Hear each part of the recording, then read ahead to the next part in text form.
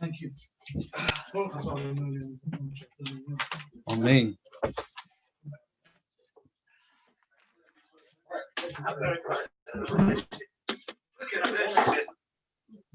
So mine is a little bit what we like in the Lememes. What's the video? Oh, it's only 8 o'clock, right? Oh, here it is. You have time? No, you're late. You're late. You're late.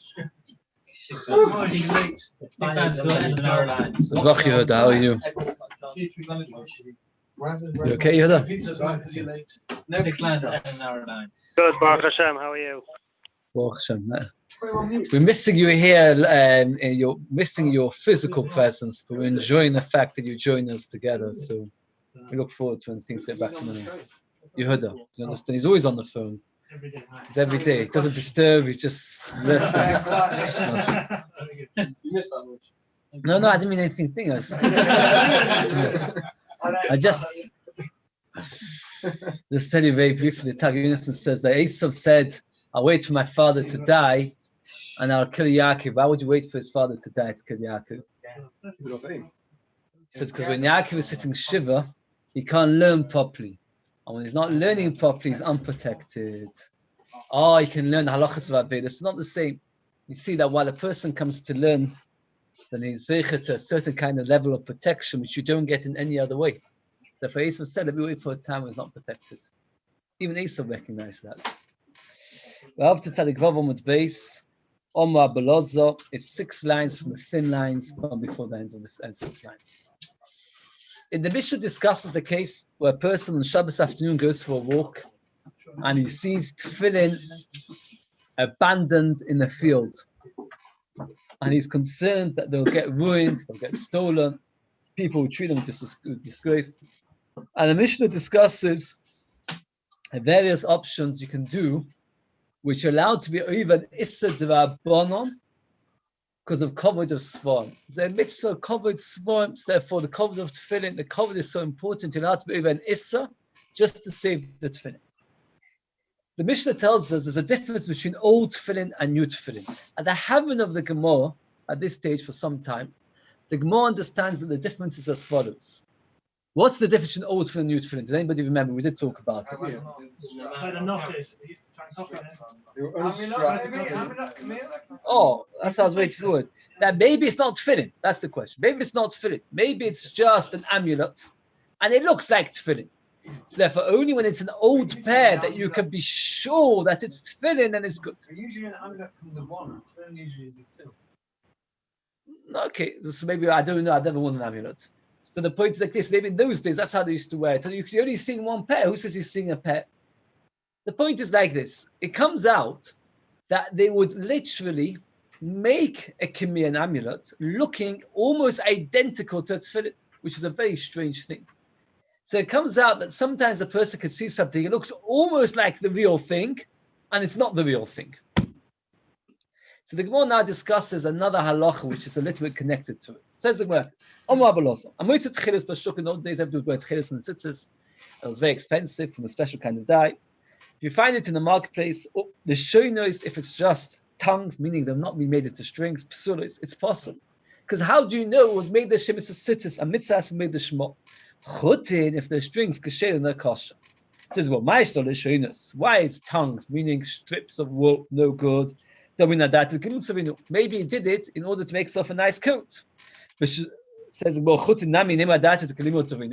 maybe he's got strings in order to weave a nice blanket for himself or a nice cloak for himself. How do you know it's for the Shem Mitzvah? It says, well, not only is it strings, but they're also spun. Now, most people, when you weave something, you don't spin it and then weave it. You use strings. And then, but you don't make it into a whole complicated spinning. You don't make it into a double, triple thread when you're going to use it as a thread just to sew it. It says, well, Shasum Nami, name by that the shifts of the grima ifinu. At the bottom of your coat, you have a hem. And on the hem, you want to make it look nice, you want to make it look pretty. If you look, sometimes you're filling back, you can have adorned So what do? You take a spun string, and then you add it to the clothes. So you still don't know. Again, if you find Tchelis, has to be the Shmo.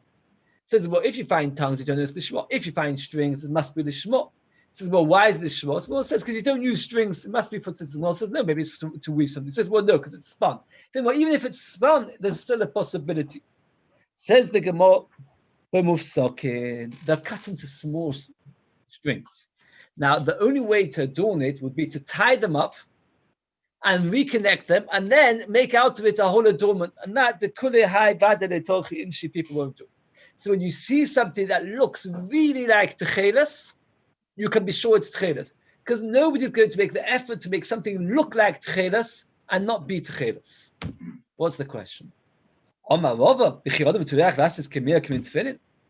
just said that it's unlikely, and you can rely on it, you can use the tcheles, because it's not likely that somebody should make all the effort to make it look like tcheles and then not be tcheles at the end. But yet, now in Mishnah, you see somebody makes a kemir, namirot, and he went to all the effort to make it look literally like tefillin, and it's still not tefillin. So Rava did not like this halacha. Rava felt that even if you find strings of techeles, it could easily be that it was not for the sake of tzitzis, it was made for the sake of your coat, only he made it look like that. Says the Gemara, if you ever have a child, you can call him Ahava, love. Imagine such a thing. I think Shlomo Kalabach called this children the Shama or something. So here you've got something, Ahava B'vei, call his son Ahava. Puk Tanilu, go and teach everybody. Go and tell everybody this halacha. That means Reb Zeva was undaunted by the question which Rava asked. And he said, I don't care about the fact that in our Mishnah we see that you can sometimes make a kemir look like tefillin. Go and teach it. Why? If a person doesn't make the effort, and if you see something that looks like tefillin, you can be sure that's tefillin. If you see something that looks like tcheles, you can be sure it's tcheles. Just because he repeated a statement, which I have got a question, does that make it adorned with nose rings? Meaning, the fact that you've repeated something doesn't make it true. If you repeat something again and again, it doesn't make it true. So the fact that you've repeated the statement doesn't make it any more correct. But in our Mishnah it says that if you go out on a Shabbos afternoon walk and you say a new pair of tefillin, we don't know that it's tefillin, maybe it's an amulet, and therefore you don't take it home. So therefore, says Rava, the fact that you've repeated it doesn't mean anything to me at all. It's machlokes tanoim, or we choishes that somebody should make something a fake thing. So it's a very important question. Let's say you find a Sefer Torah, or you mechuyev to be choishes that's a fake Sefer Torah that wasn't written the Shema, and all these kinds of questions. It's a very important shayla. Are you mechuyev to be choishes for a fake? That means, if it's something which doesn't look like the real thing, so of course it's no good. But something which really looks like the real thing. Are you choishes? In our Mishnah, we see that we are choishes. Why? Because our Mishnah says that if you see new tefillin and it looks just like tefillin, you don't carry it on Shabbos. Why? Maybe it's a fake. So you see, right. The Torah asks this question, it's bothered me a very lot, and I even answer something like this. How can you compare one case to another case? Techelas, maybe people don't bother. Tefillin, maybe they do, or vice versa. The Torah understands like this, that means there was a possibility. The question is, when there's a possibility that something looks the same. You're right that nowadays things could be different, because at the end of the day, nowadays, I don't know if anybody, but the point is, you've got other things, besides that people do things. Okay. So what says Tanoi? The Tanya, I've got machlekes Tanoim. I'm going to tefillin, machnisan zug. You can bring them in pair by pair. Echad oish ve'echad oisho. Top of Tzadik Zayin Amud Aleph. Echad chadoshes ve'echad oisho, whether they're new or old. Divrei Amir. Rav Yehuda oisa bechadoshes umati b'yeshonos. Amma ma'asava toach inish, u'ma'asava le'toach inish. That means the Gemara says like this. The machlekes of Rav Yehuda, to whether you're allowed to take new tefillin in, is the machlokes as to whether people sometimes make a fake tefillin. And that will be the same machlokes as Rava by Tchelas, and that is, therefore, you've got no right, it's machlokes tanoi. So again, let's get it clear. If you find a new pair of tefillin, according to Rameir, you can bring them in, because it's unlikely that to be a fake. According to Abiyudah, you're not allowed to, because it could be a fake. This is how the Gemara understood till now. Now the Gemara is going to tell us a different pshat in the problem of new tefillin. When you've got tefillin, what do you have to do? You have to wear them. How are you going to wear them? You've got a knot at the back. New tefillin, they haven't yet made a knot. since they haven't made a knot, how are you going to carry them in? It's going to be impossible to carry them in. Since it's impossible to carry them in, that's the problem. And it has nothing to do with a chashash that maybe it is a fake, but only to do with a new problem that you have to knot them up. Oh, we'll see. So what is the machlokas, whether the new or old? The Gemara says, Sheitzi Atbi Simon. This is a very complicated Simon.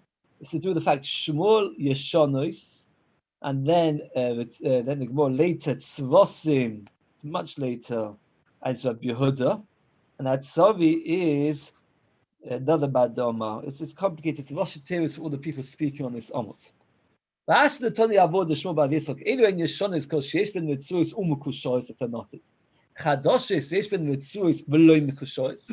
That they are tied, they've got Ritzuis but not tied. The we're never chayshish for a fake. The problem is that you can't make a knot. That's the machloka. That machloka says, can you carry them in without the knot? Says the Gemara, you can't make a knot, make a bow. Take the tefillin shavush, it's got only the strings, not got a knot at the back, so make a bow at the back of your head. No, because the whole head of the Mishnah was to wear them and take them in. There you go. Make a knot, make a bow. You can't use a bow, you could have to use a knot. And therefore, since it's possible, it's not the normal way of wearing it, and therefore you can't do it. Why can't you make a knot? Shabbos. Not allowed to make a knot of Shabbos. You're allowed to make a knot if it's less than 24 hours. What would you say? Yeah. But a temporary knot you're allowed to make. So why can't you make a knot as a temporary basis? It's a long term. It's a long term one. You can't have it long term. Very good. It's a long term knot. When you make a knot in your tefillin, it's long term. I'll tell you a fascinating what? A bow you're not going to keep it long term. Oh, so that's the word asked, let's make a bow. So the word says by tefillin it is possible. It says by not just for now. Since the derech is, it's like you're making a double knot in something and make a decision that you're not going to. That you don't do. The derech is making it. The fascinating shitla called Rabbi Leo, Traces brings us the second Traces page, that he held that every single day you have to tie your tefillin. And he says it's a pasuk in the Torah. Ukshaltam le'ois al yodecha, knot it. He held that you have to knot it. Every single day. Oh, so when the time says it's arrived from this Gemara, very good, not like him. Because according to him, that you make the knot every day, it's only a temporary knot. So why? So this is this Gemara. Let's see inside it. Since what he said. It says that umikan. It's the middle of that thesis. Umikan u'mamitam tein sorach b'cholim lata keshet filim lachsedik shebeshosh v'nicham. Kigun shayom eivaneleo. Dimkin chadosh esamay osacha b'shum ksholava keshet shel kayama. It's not the keshet shel kayama. After you can say that, you got to do it. So I want to ask you. If the Torah says ukshaltam lo yisod, do you make your knot every day? No, I don't. Why? So Torah says ukshaltam, you have to make a knot. You're strapping them around your arm. So Taka we shouldn't say that to us. The big problem with that is that the word kesher means a knot. Where's the knot? When you put your tefillin on your head, where's the knot? You tefillin on your head, you place it. So some say is right that the word kesher doesn't necessarily mean a proper knot. Kesher can mean attach it, and it's attached to your head. Connected. Another pshat is that the mitzvah is they should be knotted. They should be knotted on your hand. So since you've made the knot, it's already on your hand. There's a safe called Seder Aderes with Rabbi Halpern, a huge Talmud Chacham, fascinating work. Have you ever seen the Seder Aderes? Anyway, Yehuda Halpern lived like 300 years ago. Zilban, the Romanian Jew, mentions him.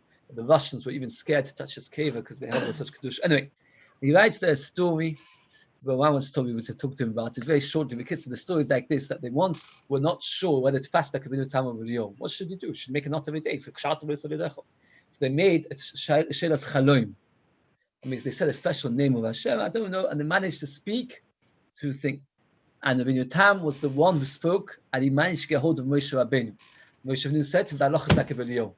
So Rabbeinu Tam said to him, Moshe, when you learned it from Hashem, you were not listening properly, you made a mistake.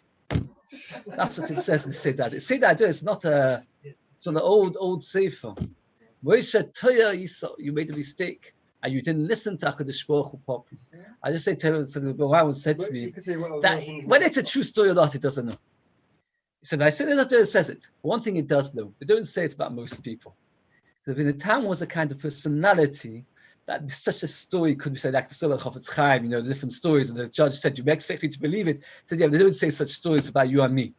They don't say such stories about people. Bidu Tam was a very powerful leader. He had a very, so he said that that's such a mistake. Nice, we don't pass it except Bidu, even though they always showed him that actually mention it. But Bidu Tam, as you said, very good. You should take extra. Bidu Tam says, from this Gemara, it's Muchach don't like him. Because if you make a knot every day, what's the problem? Go and make a knot on Shabbos. Yeah, but you have to make one initially to have a knot there, No.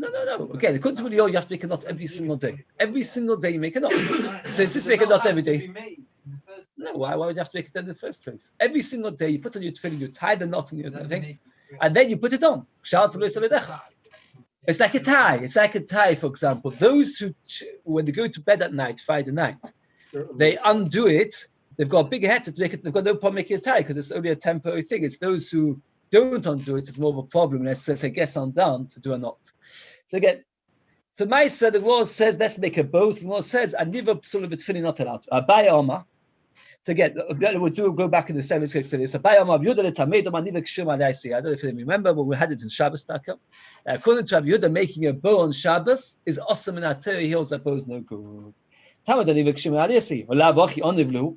The Gemara asks a kasha. Otherwise, he would make a bow. V'Omar Yehuda b'Yehuda v'Shmuel b'Avshes v'Shvei Derav kesha shel tefillin aloch l'mesh v'Sinayu. It's aloch l'mesh v'Sinai that you have to make a kesha how to do it. The beauty, that means the shiny has to be on the outside. That means you've got two sides of the knot. The knot mustn't turn over. It's a terrible idea if you, by mistake, put your knot to the tefillin shavosh backwards. It's not usually so common, but it can be done sometimes.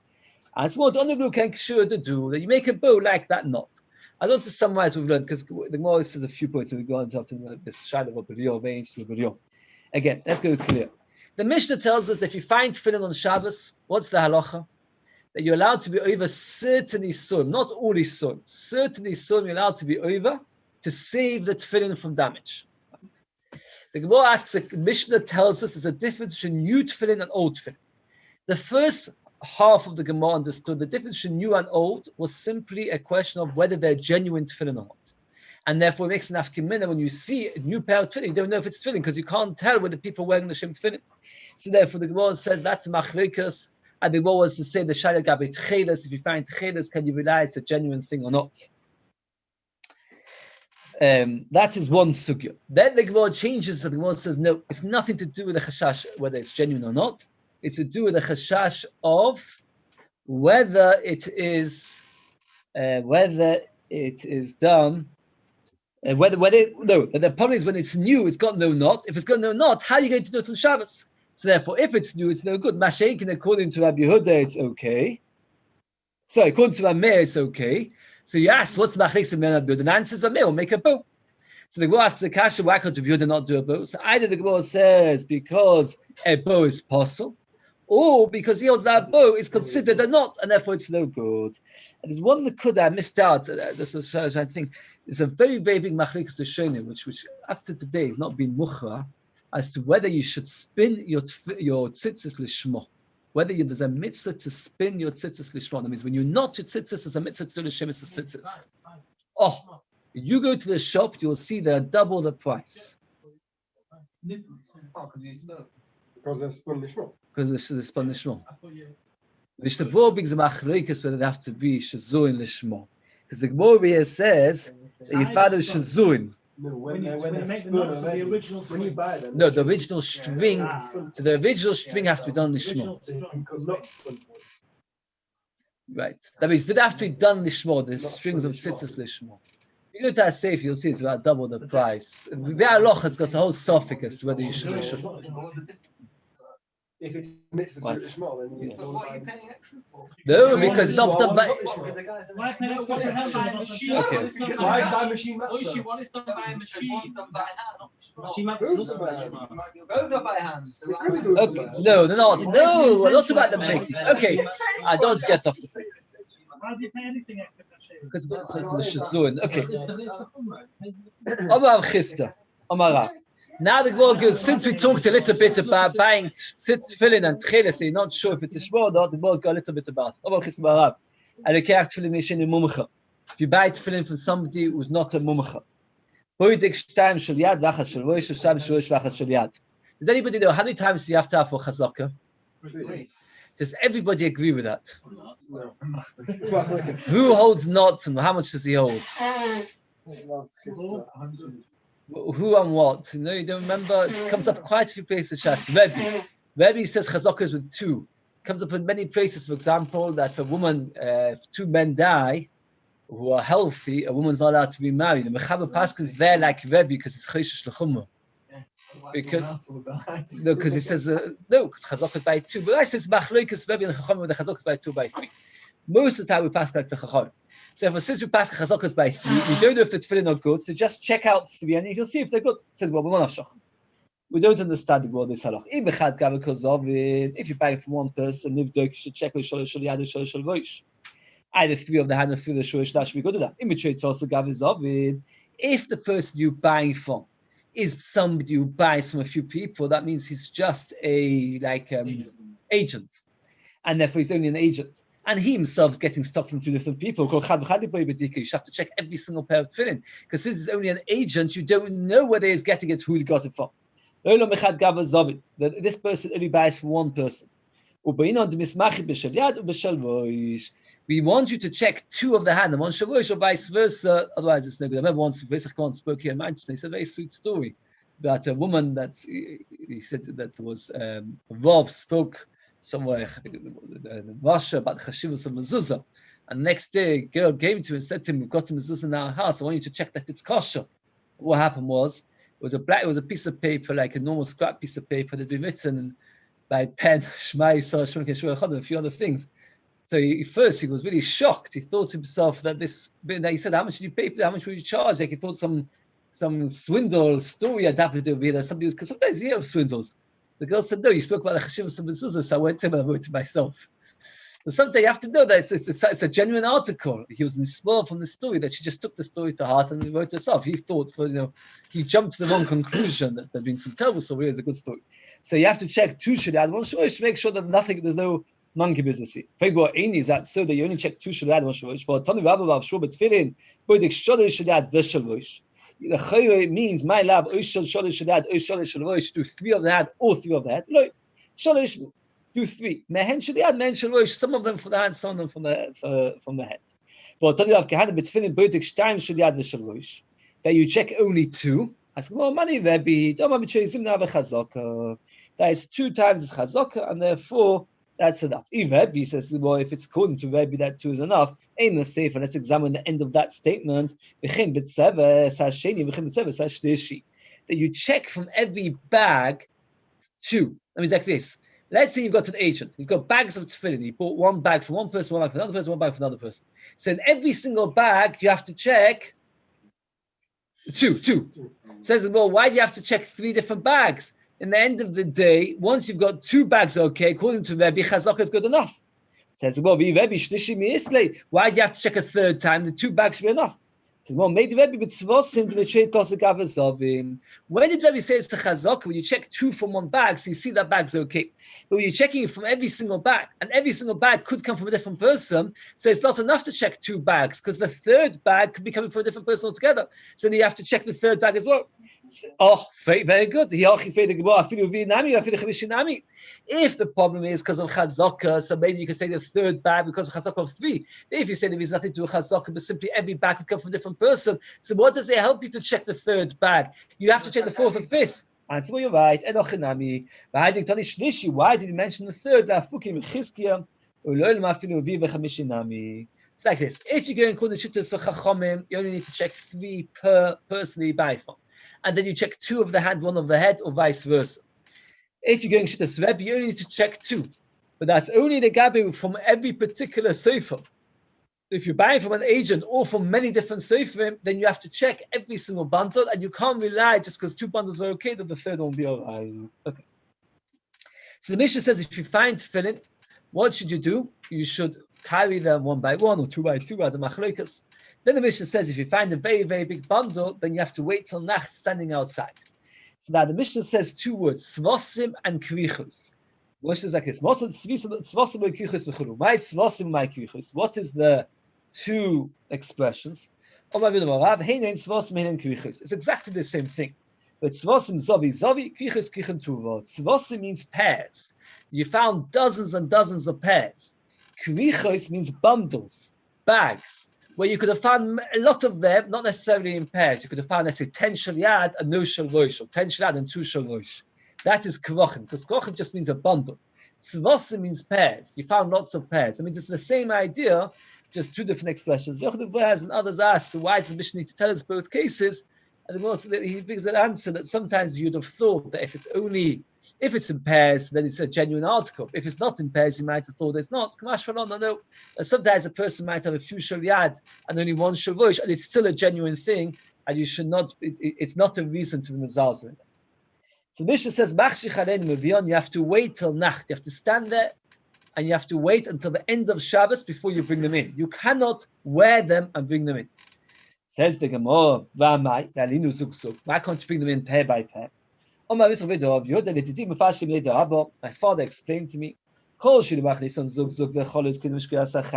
if I could bring them all in before Nacht, before Shkia, Nitzon Zug Zug. If anyway you're going to end up having to wait for Shabbos to go out, meaning that when you see that you're not going to manage to bring them all in before Shabbos, then you have to carry on. Then you can't bring any in Shabbos. In this case, you're only allowed to be over the Issa D'Rabbanan of wearing them on Shabbos if it's going to save all the tefillin. That means let's say you've got 2 hours. It's going to take you an hour to take them all in, so that's fine. But it's going to take you 3 hours to take them all in. So you're anyway going to have some tefillin which you're going to wait till after Shabbos. If that's the case, don't take any in. Just stand there till the Shkia, until Nacht, and then bring them all in. Since you're anyway going to wait for after Shabbos, you can't take any in. Ubesakona, if it's a time of danger, you should cover them and go. Just take a coat off and cover the tefillin and go. It's a time of danger, you walk them 4 hours, less than 4 hours at a time.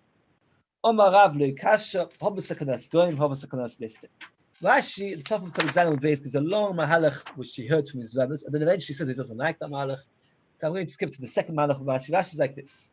Our Mishnah is talking about goyim who have taken it upon themselves to stop people from wearing tefillin. Since they've stopped people to wearing tefillin, so therefore you have to cover them and run away. You don't want to start carrying them less than 4 at a time. So therefore you just cover them and leave. Masha'inkin, the price is talking about ganovin. And you can't stand around there because they'll come onto you and hurt you. But if you keep moving, they'll leave you alone. So then all you have to do is walk less than 4 at a time and very quickly on the coming.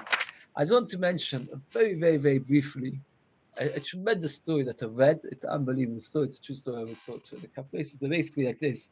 It's actually written by Chaim Shapiro, wrote the story that happened to him. He was once in a Russian prison, a huge prison. And he was given some sort of job where it was a compound. He had to go from place to place. One day, Shabbos afternoon, he hears in the distance somebody singing Zmiros. So he realized it was a Yid. So he went up to the Yid and wished him good Shabbos. This Yid thought that he was a Russian official, so he straight away said, I don't know what you're talking about. Anyway, the Maisa very quickly said to him, no, I'm a Yid. He didn't believe him. He said, look, I'll carry my tefillin around with me. The person saw the tefillin, started crying. He said, 15 years I haven't put on tefillin. And now that I finally get tefillin, it's Shabbos. Anyway, so he said to him, where are you staying? You can't come to me, a different bar because you can't come across. Just tell me where you are. So he tells him where he is. And then he spent the rest of Shabbos in his mirrors. He told her that basically he had taught Torah, he had given a 20-year prison sentence. And the way he had survived was by pretending to be crazy. And if they left him alone to wander around, that's why he spent 15 years already of the 20-year sentence pretending to be crazy. The next morning, Chaim Shapiro puts on his tefillin, does it underneath his blanket, because he puts on the tefillin and whenever you can see, he could get into trouble. And he feels somebody pushing him. And he sees this is Nachman Baranov, it was called. Nachman Baranov comes to him and says to him, I want to put your tefillin on. So how did you come? And he had given away his entire ration of bread for the day to the guard. He said to him, look, I've got nothing to give you to eat. You're going to starve the whole day. He said, look, I've been waiting 15 years for tefillin. I care about one day not eating. So he quickly climbs into his bed, puts the tefillin on. And then when he comes back into his bed, he sees that the bed is wet from the tears that this person shed. The next day, again, same story, he shoves him, and at the same time he gave away his entire bread. But this time, Chaim Shapiro managed to get hold of a bit of bread, and he starts giving it to him. He says, no, I can't take it off you. I know how hungry you are. He said, look, you've not eaten for 2 days. He said, I don't care. And he pushes him, the guard watches, the guard which he bribed, he said to this Nachman, if you don't take the bread, I'm going to take the bread. Even the guards were starving there. Maaseh gave him the bread. For 3 weeks, every day he came for tefillin until Chaim Shapir was forced to move to another place, and he wasn't able to get his tefillin anymore. Maaseh, just unbelievable story of Sus Nefesh, the joy they had for tefillin. This was during it was during the Second World War. It was in the Russian steppes, where it's called in the Urals. Yes, it's an amazing story to see the Sus Nefesh.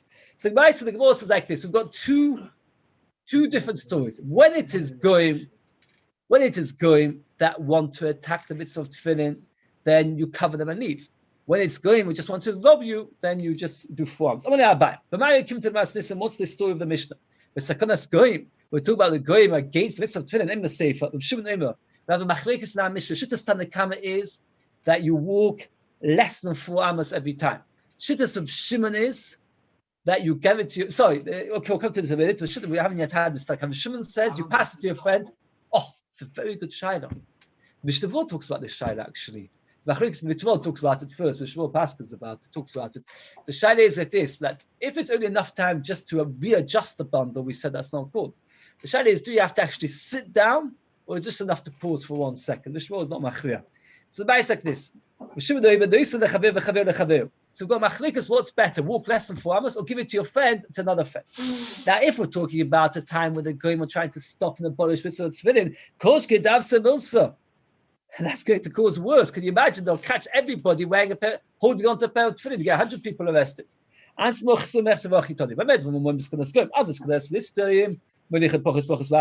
shit like cabbage walk less than 4 amas. The next 2 dots is a mistake. It's a complete mistake. It shouldn't be there. I was actually quite relieved to see somebody asks it. You got in brackets. What is the odds called to? You've got 2 dots. But in the English, do they make a pause or do they carry it on as 1 paragraph? New paragraph. It's a mistake. No, because it's not. It's a mistake. There's a sefer called the Kedukei Sofrim that talks about this and says these 2 dots is a mistake. Again, you should put it into your, write it in. Because that's how it goes, because we're explaining now the whole Mishnah. When is a sakon of ganovim, you walk less than 4 amas. So what's the machlokas? And this is a very interesting machlokas. It's a zilzal in Shabbos. If I pass it to you, you pass it to the next person, because it means there's 100 people all done something wrong. Not realistic, because nobody carried more 4 amas, but it looks bad on Shabbos. The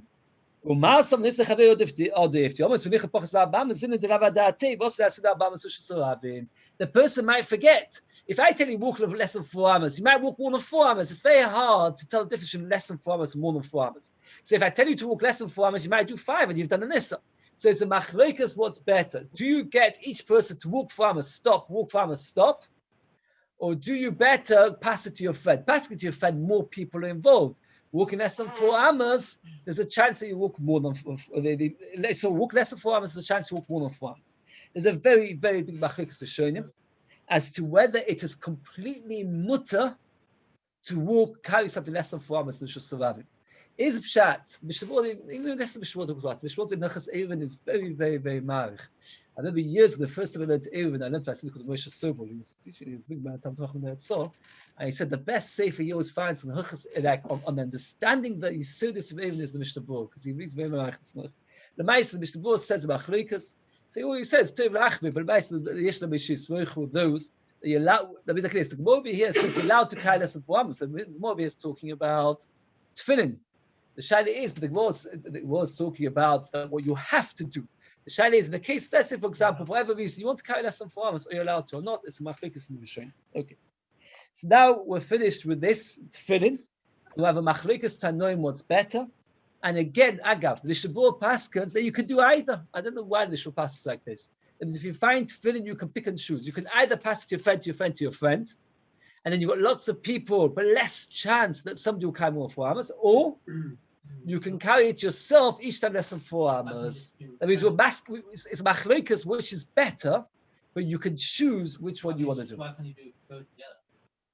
Each person goes past another less than 4 amas. Yeah, that's right. When you pass it to your friend, So then you don't need, what you do is just get like by the Korban Pesach. Everybody stands in their place. You just pass it along.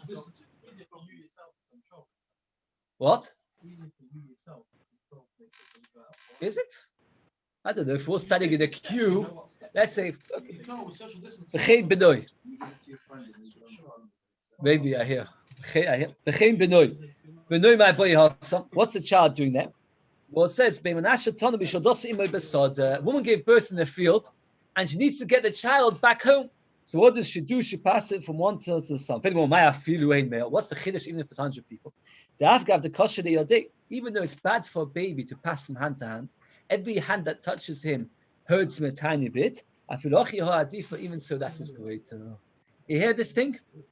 We've got a child born in a thing, so you're allowed to from passing to hand to hand.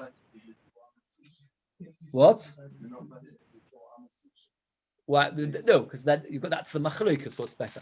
There's an interesting sefer called Mishnah Halachos. Who wrote it?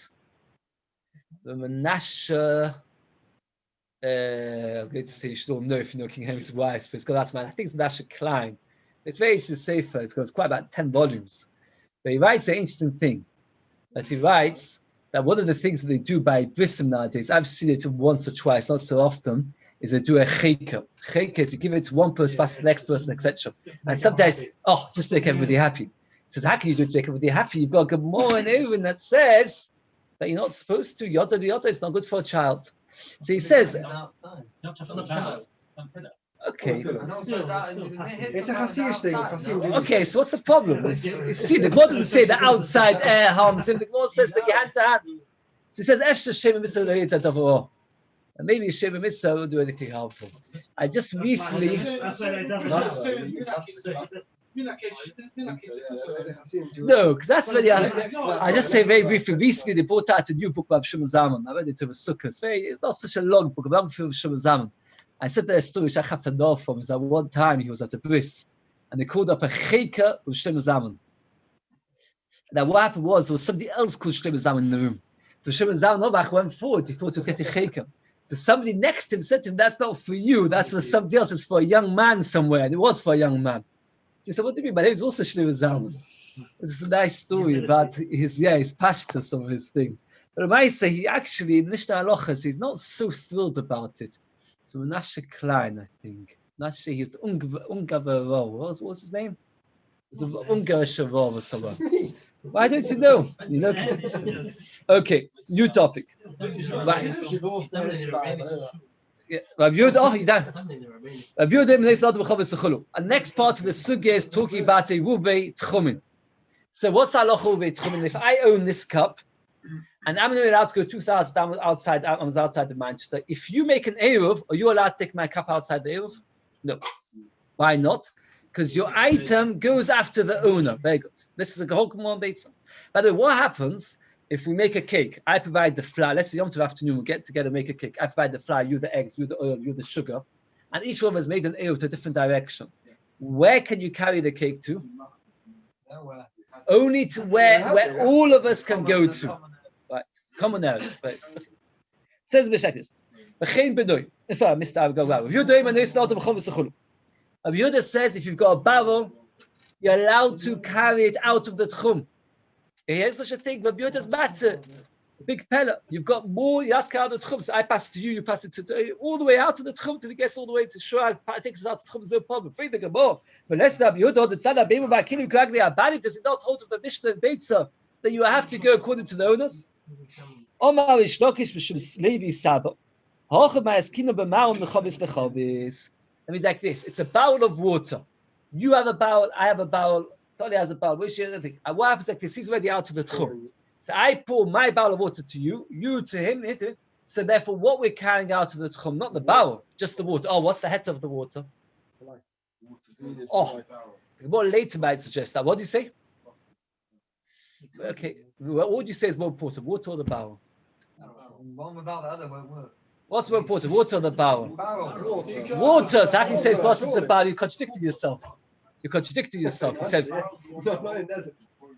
water is more important. Okay, so let's go bit by bit. The Gemara says, okay, the Yehuda says you're allowed to get the barrel to go out to the tchum. The Gemara, how can you? You're not allowed to get anything out of the tchum. Answers the Gemara that what?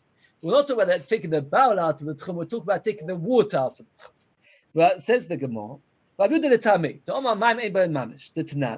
happens like this? Let's say we made a cake Shabbos for Yom Tov afternoon, and one of us only provided water and nothing else. That's all we provided. So then we have to take into consideration everybody except for the one who provided the water, because the water is such an insignificant aspect of the cake that it's not part of the cake. I mean, if you provided the sugar or the eggs or the oil, it's important. The water is not important. No, it's had value. But with When we get to Beitza, Let's say bread. Cake, bread is much more. You can't manage. when we get to Beitza, we'll discuss it more great length. But that's, you can hear that sad, the water is less important. You don't have to go. Says the Gemara that the Mishnah doesn't say those words. The Mishnah is mash by the we're talking about the bowl. Don't let they argue on the bowl that it shouldn't go out of the tchum. So Moses says that we're talking about what's in it, not what's the bowl itself. That means the Chachamim argue that we're not discussing the bowl, we're discussing only the water in the bowl. Okay. Says the Gemara. Where it went inside a dough, where therefore the water becomes very unnoticeable. Here you've got a bowl full of water, so you can understand when you've got a loaf of bread that the water inside it is not something which is noticeable. So therefore, if I'm the one who provided the water, you can say, well, we don't need to take into consideration where you're allowed to go, because what you've provided is now something which is not even noticeable. But to say that when you've got a bowl of water, that you're allowed to carry the water out of the tchum because water is not important, what do you mean? Here we've got only water. So then, of course, it should be asa. And the more now proves it and strengthens the question. Because the Rabbi Yehuda agrees that if you've got a pot of soup or meat, where the gravy is made out of water, so then what happens is Rabbi Yehuda agrees that let's, for example, all make together a pot of meat on Yom Tov afternoon. You provide the meat, I provide the onions, you provide the water, you provide the oil, whatever it is, and now we want to carry the pot to somewhere. What's the halacha? Even Rabbi Yehuda agrees that you have to take in consideration the owner of the water. So you see that water, when it's noticeable, is important. It's only by bread. It says, well, when they know the bottle, the time of Yudayim and Maimon Melach B'Tein and Be'isa, they ain't B'Tein B'Kedei, they wait on because you've got the gravy. The bottle Chovis Gabi Mayim. We're talking about the bowl, but the water did not become a shvi. So we had previously that water which is traveling right through Ben Hashmoshas is not kind of shvisa, because to be kind of shvisa, it has to have settled in a place. The word kind of shvisa means it acquires its domain, and here the water doesn't acquire its domain because the whole time it was moving. So we're talking about flowing water. So the water you can take wherever you want because there's no tchum into it. The bowl there is, but what's more important, the bowl or the water? The water. Since the water has nothing, so therefore the bowl. Do you remember we had one? We're not discussing making the Eruv, meaning what? No, making an Eruv is how you establish where you're living. So you put a loaf of bread, that's where you're living. Here we're talking about like this. I've got a bowl full of water, and you want to take it out of the tchum. Can you take it out of the tchum? Says the Gemara that since the water is allowed to be taken out of the tchum, so too the bowl is also allowed to be taken out of the tchum. Because the bowl is less. Remember, we had in Shabbos. Oh, very good. A crumb of food, if you carry it on Shabbos, is not chayav. Why not chayav? Because it's not important. What happens if you take a plate and on the plate there's a crumb of food, or you chayav for the plate? No, because the plate is bottled to the food. So too the bowl is bottled to the water. It says, what could it nan? If you carry a person who's alive, this is a big heter for pushing a buggy. Push a buggy, the buggy is bottled to the child, and the child is chai nesasatsu if you're not doing anything wrong. So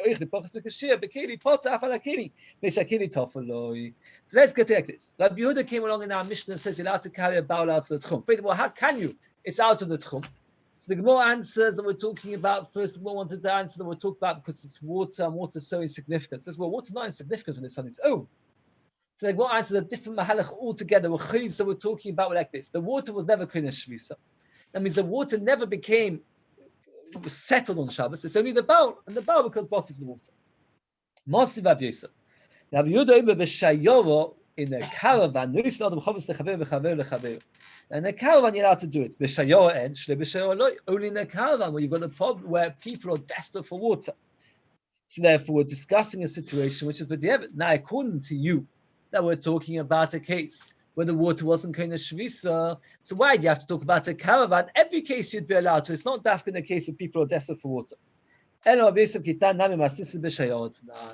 means like this. We're talking about a proper barrel with water inside it, and it's awesome to abanon to take it out of the tchum. But the Mishnah is talking about a case where people are thirsty.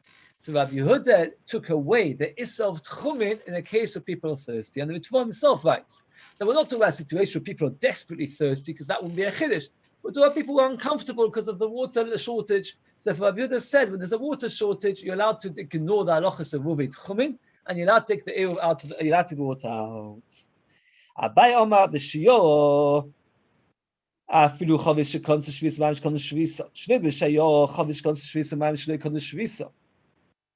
means if we're talking about in the caravan, then it makes no difference whether the chavis was kaddish shvisa or the water kaddish shvisa. We're talking about chavis shekonsel shvisa or ma'im shloi kaddish shvisa. That means Avyud is arguing on two separate things completely. One machlokes is talking about that in the caravan when people are desperate for water, we were matted the whole of our lochas over tchumin completely.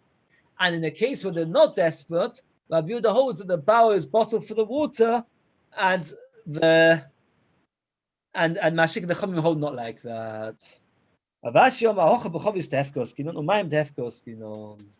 Remember what happens like this: not water which is traveling right through Beit Hashmoshes, but water that is ownerless. Remember, we had the whole sugya about it, quite a long sugya, as water which doesn't belong to anybody. Which Eruv does it go according to? The Gemara says, "Man omulo avichim noi, dama chif sehefke kinim shvisa.